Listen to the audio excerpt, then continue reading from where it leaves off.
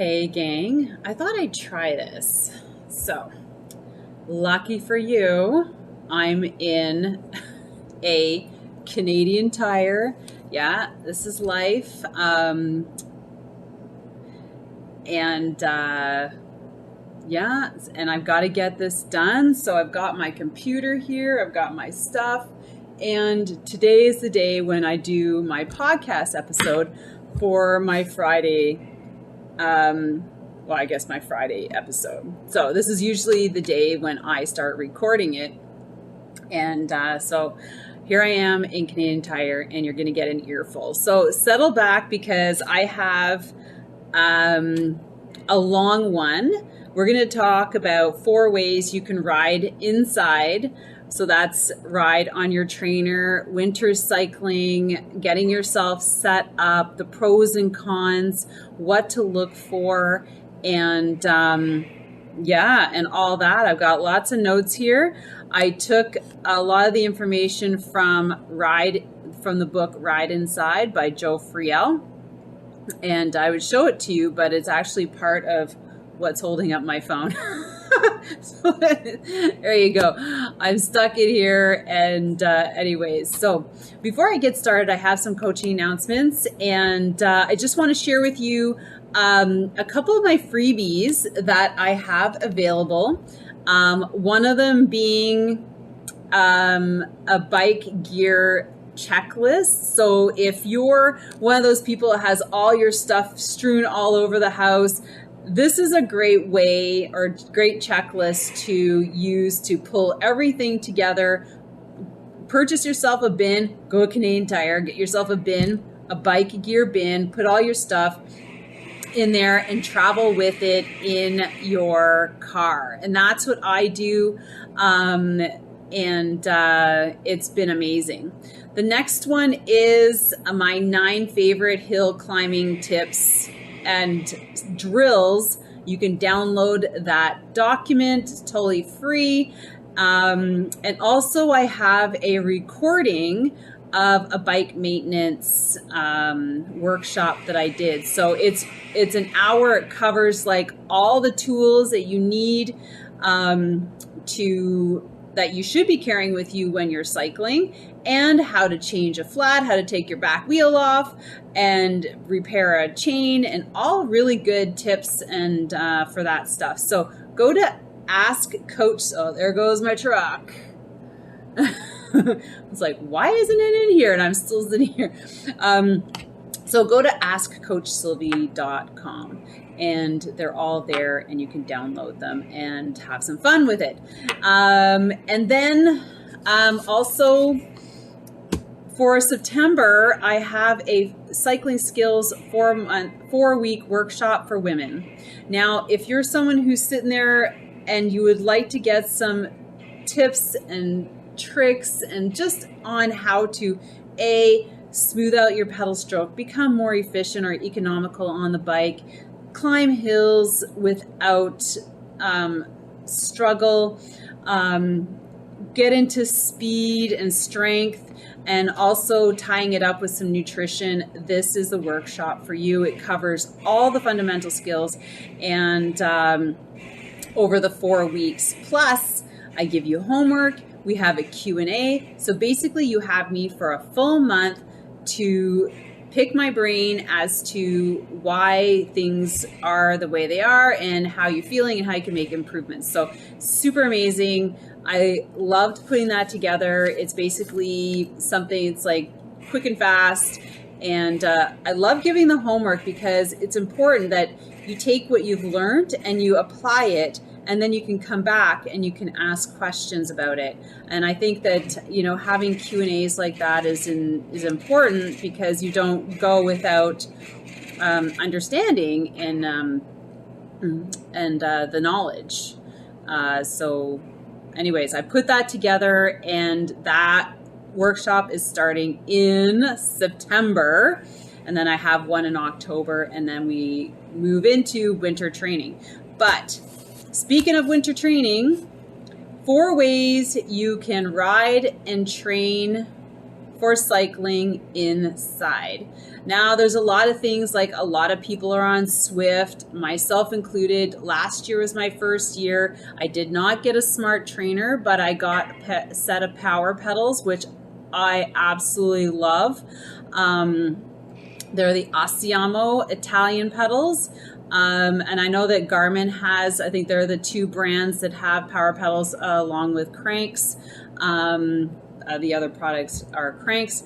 Then that will give you data from your pedals. So what I love about them, before I get into this, is that the Asiamo ones, and I'm sure the Garmin are the same, is that they give you data from on your right and your left side. Do you know how important that is for creating efficiency and smooth pedal stroke? You want to be hitting your pedals evenly on both sides. And if you have a deficiency in a muscle group or a past injury, or you have one leg that's weaker than the other, it's going to come in because it's going to see that you're pushing harder on one side over the other. And then this is where you get into having, you know, if it's not addressed, like injuries and things like that. And also just going in and starting to strength train so that your muscles are equal, you know, and that's a whole other thing. And then there's training exercises that you can do on your bike to eliminate those inconsistencies. And those are things that I work on over the winter. It's not something that is done or even thought about in the summer. Winter training is kind of the time, or off-season training is the time to start really focusing in on those things, the improvement part, the training part, getting into programs, doing extra intervals to get stronger over the winter for your next year's season. And everybody should have an off season. So let's talk about the off season. So there's 4 ways to ride and train inside. So number 1 is off grid. Number 2 is connected. Number 3 is interactive, and number 4 is together. So I'm going to be breaking those down. I'm going to have pros and cons to all of them. And so settle in. This might be a long one. Okay. So first one, off grid. So this means like it's just you and your trainer, you and your bike computer and your trainer, and you're not. So the pros is that you don't need connectivity. You don't need electricity. You don't need internet. So basically, you're on a dumb trainer and you don't need to plug into anything. So you're basically old school rollers, old trainer and your computer. I personally love the rollers, and that's another reason why I got the power pedals, because I can jump to any trainer and get all my data. I can also swap them out on different bikes. So I have a time trial bike and a road bike. So I can get data on anything I'm riding on. So that for me is what I decided to get over a smart trainer. And then this year, I'm going to invest in the smart trainer because I rode Swift. You can ride Swift we'll just get into that into the next one, which is connected. So off-grid, the pros, you're basically on your own. There's no hassle with technology. You don't lose time because you lost connectivity. Have you ever been in that situation where you lose connectivity halfway through your ride? I have. Freaking frustrating. It was an FTP test as well, one of them. And you know, you have to create that internal motivation, which is sometimes very hard to do because you are using these, you know, Swift and people and community to motivate you.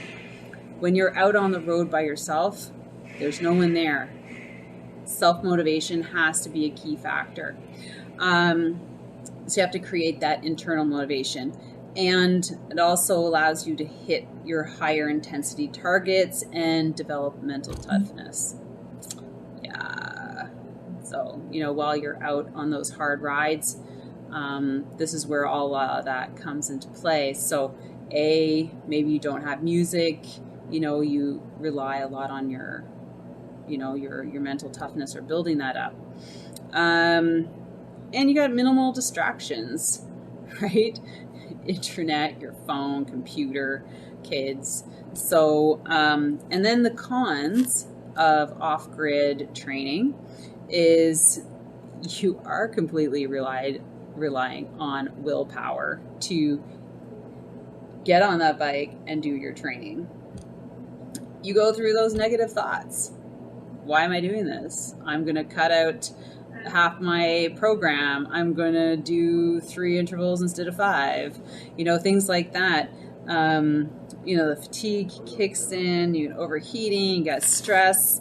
Like I just said, skipping intervals is one. Now, if you're talking about if you got a program, when you start skimming your training plan, like if you paid for a training plan or if you've committed to a training plan to get you from A to B, or you want to improve by 5%, 10%, you want to get faster. If you start skimming, like doing 10 seconds less, 5 intervals instead of 8, all of this starts adding up. And it really depends on where you are in your training plan or what your goals are. But it can start to be significant if you have some significant goals for next year, like the next season. So think about things like that. You need to be self-motivated to finish your training plan or your training program or your training session, I should say. And so best case scenario, you start high. Oh, that was just like a little info. So that one is off grid. Now you're talking about riding connected. And yeah, I've got notes in front of me. So, cause there's so much to talk about.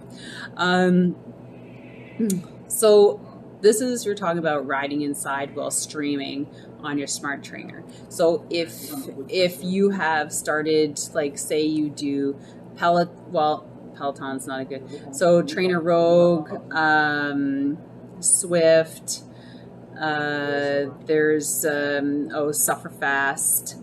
So all these ones that you connect to, you pick a ride, you maybe engage in like a 4-week training plan that you have to finish these workouts in the week. Like I did one at the end of the season. It was the dumbest thing I could have done because I was so not focused there, because I just threw it in at the end. I'm like, yeah, I'm going to do this because, maybe I'm going to get into racing crits. And I didn't end up doing half of it because I was not committed. So because I had set a plan for myself at the beginning of the season and I was following that plan, I was like, yeah, I'm just going to throw this in. And it didn't work. But this year, I'm going to be adding it from the beginning. So I'll be committed to showing up for my training. Now, riding inside while streaming. So, it's you're consuming content versus interacting with others, which a lot, like I've heard a lot of there can be really fun group rides on Swift. I don't understand how people can be texting and riding. I've not figured that out on a Swift group ride because honestly, I can't even take my hands off the handlebars. So somebody's going to have to enlighten me on how that works. However, what our group did and what I'm going to be doing this winter is through a Facebook group. We're streaming in 2 places. So this is like the connectivity, right? You have to have multiple devices. So you have to have your laptop for your Swift, your iPad or your phone for Facebook live chat rooms. That's where we chat live within our group, and then we're together on Swift. And then there's Swift Connection or Community, where you can actually send texts and ride-ons and things like that. So you've got like literally 3 things. So it's not a cheap setup, if you know what I'm talking about. So completing a structured workout with either given from your coach on Training Peaks, or if you joined a program, or if you've just engaging on something on Swift. So pros: engagement from streaming content, so you might stay on the bike longer. Data is recorded. That's always nice, because then it goes straight up to Strava, so everybody on your Strava sees that. And sometimes for some people, it's critical for motivation. It's certainly critical for tracking your training stress and tracking progress, because if you say test yourself on a monthly basis, then you're going to be on the same course testing your strength, power, and speed, right? And then following a training plan, either with a coach, through a program that has a coach attached to it, or Swift Training Road, whatever. The cons: motivation and accountability.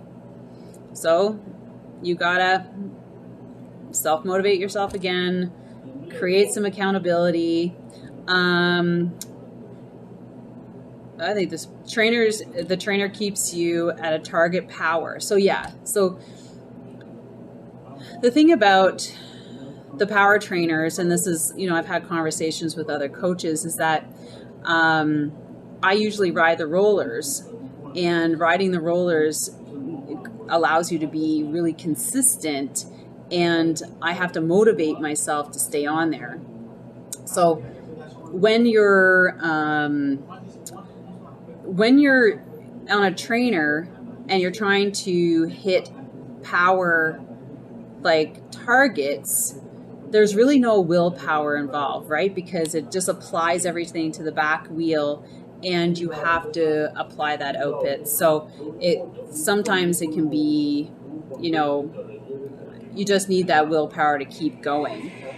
Now, reliable data connection can lead to gaps in training. So I've had it cut out on me a couple times when I was riding, and it was, especially when I was doing an FTP test, and it was so frustrating. So you spend a lot of time, or you could waste a lot of time trying to get reconnected, getting frustrated from the disconnection. Like, I've been in training groups where people are, spent 45 minutes trying to get reconnected, or like everybody in the house is on like the internet, and then they don't have the time, like they don't have the bandwidth, right? So so that can really create, because then you don't get the full workout, you're frustrated, you're stressed, and it just, it doesn't create a good scenario for you as the cyclist trying to get out a workout. So you have agree? Now, the next one is riding interactively. So still riding alone, you've got your community, your social connection, your competition, your tribe. So I guess this is more like when you start getting connected and joining like a Swift group, or like a training ride, or joining a program that has a community and tribe and a coach attached to it. So that's something that I've really created within for this year, is a tribe wrapped around the training program. And I'm really excited about this, because I've been doing this program for like 15 years. It used to be inside, now it's online, and I'm really excited about impacting and helping more people train globally or internationally as a coach. And there's going to be a component with Swift because everybody's on Swift. So, but it's not a requirement, because last year we had plenty of people not on Swift, but group riding together online in a Facebook chat group. So you didn't have to be in the Swift world to enjoy group riding and being motivated by others. And I thought that was really, really cool, because I was one of those people who started out that way, and I just needed to get on my trainer, right? I didn't need to be connected. So riding interactively, there's no more isolation. Your progress comes from showing up for your workout. The pros, you have more training partners. You have a coach that's in front of you that can give feedback. It lets you train. It pushes you to train harder. If you find a program that has like a periodized workout plan, then, that is, you get that intensity, and a lot of the other stuff is just endurance based. So you have something that, you're working on. So the cons, doing too many group rides. Now, I saw this a lot last year within my group. And this was outside of my training program group, just a bunch of girls. And, it got to the point where you really have to figure out how many hours in the week you can train. And and also be able to rest and recover. And I'm in a bunch of women's cycling groups, and people go for all these big badges. They're like, so tired, but they won't stop riding. Like, it was just ridiculous. So this can cause a lot of overtraining, burnout before the season even starts, injury. So it's important to sit and say, okay, how many hours am I going to put in? How many hours can I effectively train in a week with everything else that's going on, right? And for me, I said, okay, I can only give between 4 to 6 hours a week with my work, with family, with downhill skiing, and reaching some of my goals. And so I didn't put the stress on myself as having to jump into all these group rides. Oh my gosh, it was like the FOMO was unbelievable. All these girls are doing all these badges. They're riding these fondos every weekend. Like, I don't want to sit on my bike that much, but I want to do effective training.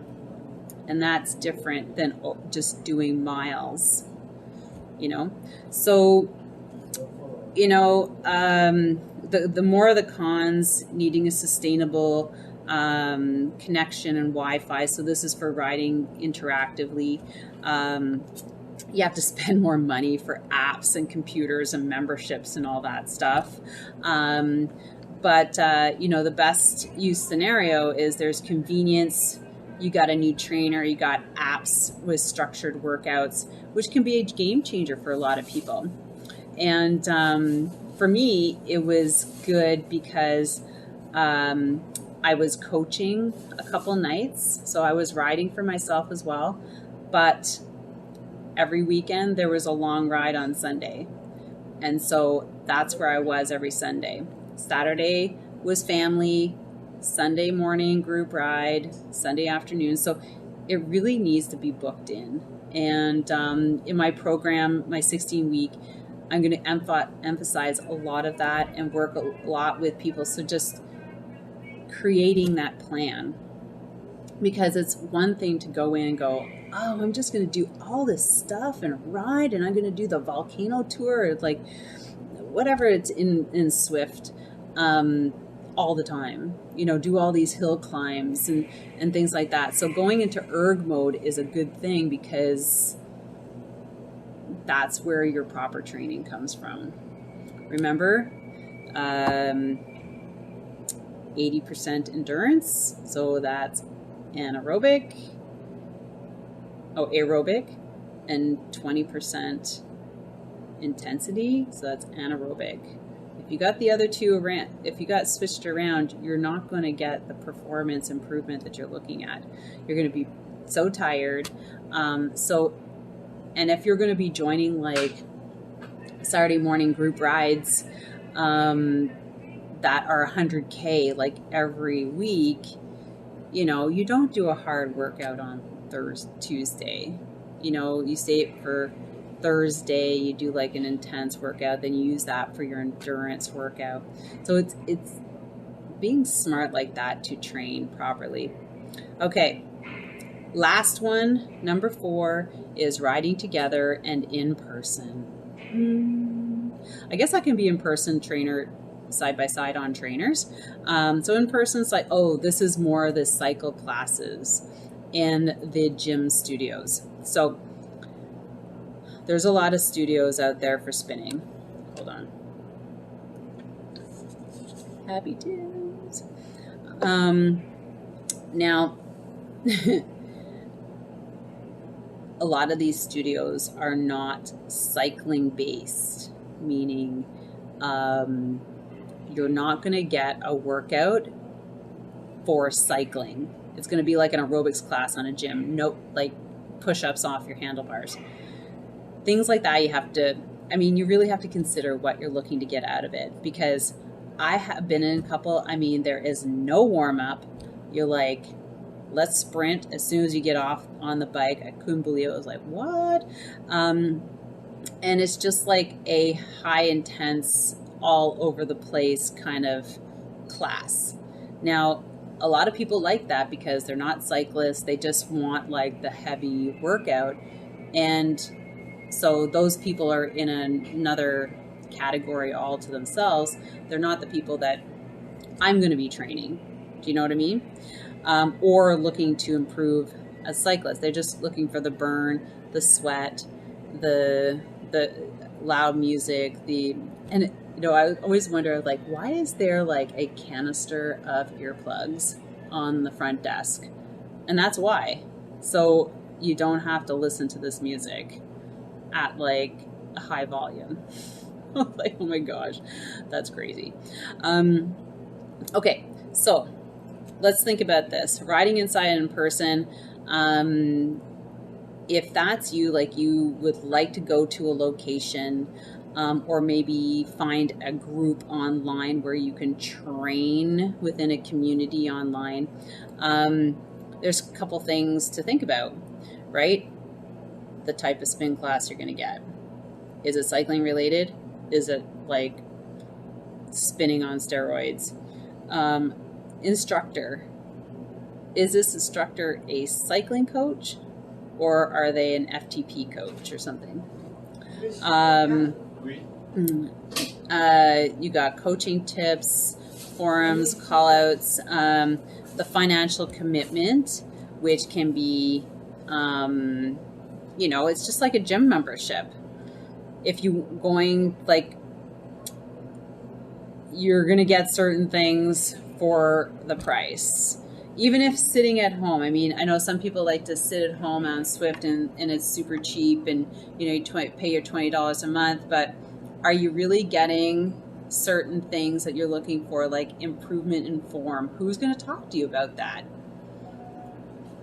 Why are you feeling the same way? Why are you always sucking on hills? Like, these things, you need a coach to tell you and help you along to get to improve. And it's worth putting out the money to have the community and the coaching that comes along with it. And I've hired coaches at $100 a month, $200 a month, but they're always there to provide a certain degree of information, based on their level of coaching and based on my goals too. So some are more expensive because they have more, experience, and they're going to get me to a certain level. Like coaches have coaching levels, like not one coach. Like I would not be able to take somebody to the Olympics. You know what I'm saying? Another coach who is much higher up with more experience will be able to do that, and they have a bigger price ticket. Now it also has a fixed schedule. Like the program I'm going to be implementing, my 16-week, 1 day a week, we're going to be training skills. The other day we have group rides. We're going to have Q&As. We're going to have informational talks, and we're going to add extra stuff as we need. So like, it's not a program where, like I'm going to facilitate everything, but a good part of it, because my schedule isn't going to meet everybody's schedule. And the nice thing is that all those programs and classes are going to be available on demand. So if you miss it, then you can always go back to it and jump in. And then of course the community that's going to be wrapped with it. Bonuses of picking the right location to train, whether it be online or offline. You've got a coach. So I'm talking cycling. I'm not talking to the people who are going to like Wheelhouse or the ones with the loud music and the instructors on steroids. That's not mine. Well, and I've coached many people who want very specific workouts that are specifically related. They're not like all over the board. They're like periodized, intervals, hill climbs, hill repeats. Why are we doing this? Why are you doing that? So it's having a coach that will add the right amount of training stress and the right amount of recovery and endurance during that training block.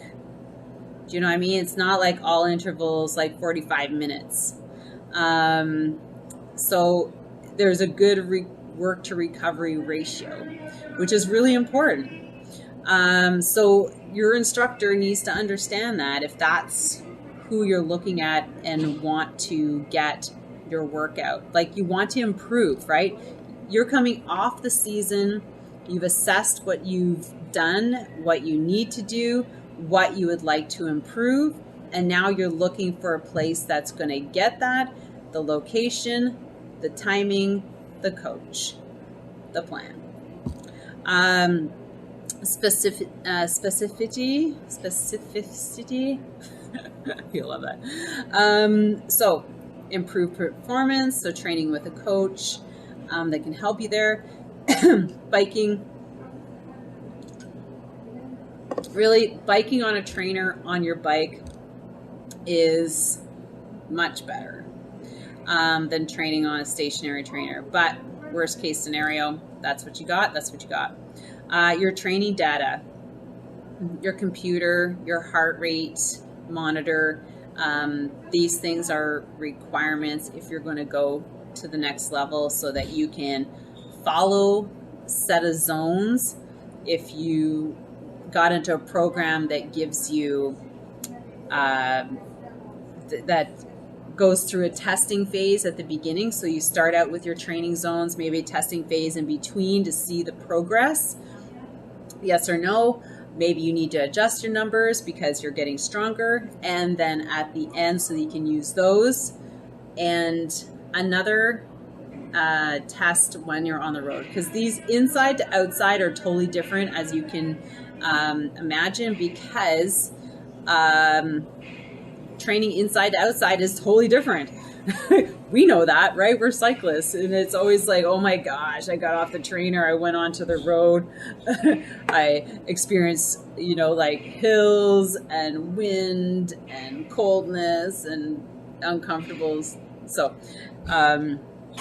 you got that. Then the individuality, so more individualizing the program. So that's where I was like helping my clients in this program, setting up plans, that not, so what I'm going to be doing is I'm going to be doing workshops so that I can help everybody create their own plan and then give them feedback. So I'm not going to be doing programs for people. It's important that we all can sit together with our schedules, decide how many hours we're going to put in, what our goals are, and then to fit it into our schedule and then start showing up. So you've got a power-based program, that's what mine is going to be all about. Power-based, basically, like, you're going to get tested, you're going to have your power, whether it's on your bike computer or your smart trainer, on your phone or whatever, and then you're going to have your testing, so you're going to have your own specific zones to work off of. And that's the important thing, because a lot of people like, oh my gosh, I'm not going as hard as like Sally beside me. Well, probably not. But the point is of having your own zones done is that you're working in your capable area, not in hers or not in his, but everybody's in their own, say, zone 2, zone 3, and zone 4, whatever that is. So it takes away that, like, comparing to people around you, because when you're training, you can't do that. You have no idea the background for this person, what their goals are, things like that. So having a power-based program is very important, because it allows you to work in your own area. And also, number 4 is progression. So progress, pushing your strength, your stress levels, your recovery, and doing that over a set period of time of like 8, 12, 16 weeks in a winter or in an off season, so that you have something very specific. And then usually the on season, when we're out, we're biking with friends, we're biking with groups, we've got tours, we've got races, we've got other things going on, we've got vacation, all that stuff. So I hope that helped. I know it was a lot of information, right? I hope you got your pens out. But using your 4, the 4 different ways, you got off-grid, you got connected, you got interactive. So connected is just you and the computer. Interactive is bringing like the whole group environment in, and then together. So that's the group environment with the community, and of course the coaching and the training program. So with that, I hope that helped you. If you have any questions, or you'd like some things clarified, please don't hesitate to reach out and ask. I'm gonna be more active on putting up some reels with some more training, but I hope that was helped you kind of decide where you're going to be this winter, if you happen to be looking to improve